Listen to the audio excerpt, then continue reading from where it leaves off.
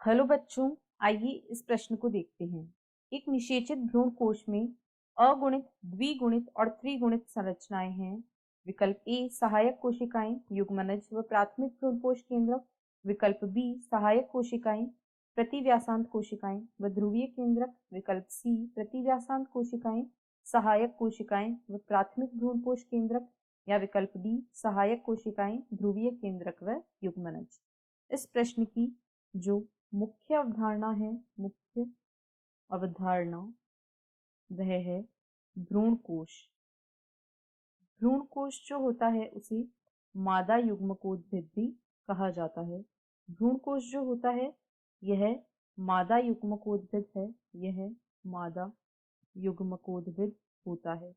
इसकी संरचना की जो मुख्य विशेषताएं हैं वे कुछ इस प्रकार हैं। इसमें एक अंड कोशिका पाई जाती है, एक अंड कोशिका पाई जाती है। साथ ही इसमें तीन प्रतिव्यासांत कोशिकाएं पाई जाती हैं। तीन प्रतिव्यासांत कोशिकाएं यहाँ पर पाई जाती हैं और साथ ही दो सहायक कोशिकाएं जो अंड कोशिकाओं के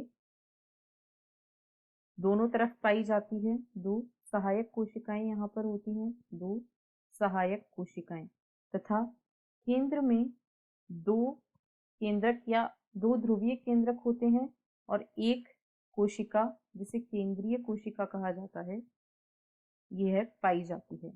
यहाँ पर दो केंद्रक होते हैं, इस प्रकार यह एक 7 कोशिकीय तथा 8 केंद्रकीय संरचना होती है।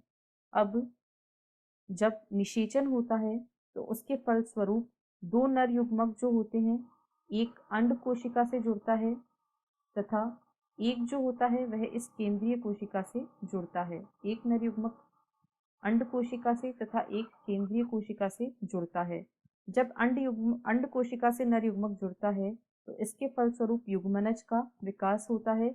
युग्मनज एक द्विगुणित संरचना होती है और जो यहाँ पर एक केंद्रीय कोशिका से एक नर युग्मक जुड़ता है तो इसके फलस्वरूप प्राथमिक भ्रूणपोष केंद्रक का निर्माण होता है।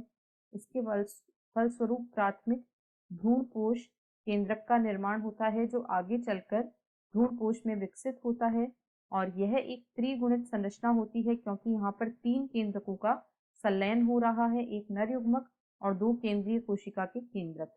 यानी जो प्राथमिक भ्रूणपोष केंद्रक है वह एक त्रिगुणित संरचना है, युग्मनज एक द्विगुणित संरचना है और जो सहायक और प्रतिव्यासांत कोशिकाएं और अंड कोशिका होती है इन सब की गुणिता n होती है, यानी ये सब अगुणित संरचनाएं होती हैं।